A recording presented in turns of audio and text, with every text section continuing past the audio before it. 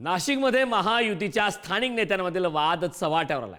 अजित पवार यांच्या समोरच आमदार सरोज अहिरे यांनी नाराजी व्यक्त केली। भगूरमध्ये तुम्ही काम करू नका असं मला सांगितलं जातं असं सरोज अहिरे यांनी म्हटलंय। माझ्या कामाचे श्रेय घेण्याचा प्रयत्न सुरू आहे। सरोज अहिरेंच्या आरोपांवर त्याच सभेत अजित पवार यांनी प्रतिक्रिया दिली। मी या प्रकरणी जातीने लक्ष घालेन अशी प्रतिक्रिया अजित पवार यांनी दिली।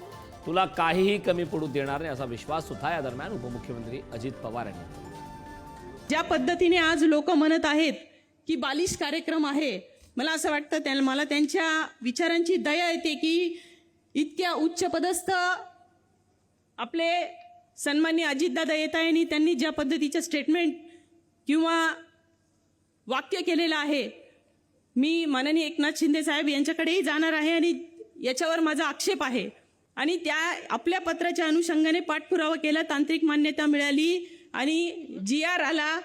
जवळपास 24 कोटी प्लस म्हणजे जवळपास 25 कोटी रुपये या पाणी पुरवठा योजनेला आम्हाला मिळालेले आहे। तुम्ही 5 वर्षाच्या करता सरोजला निवडून देण्याची जबाबदारी पार पाडली।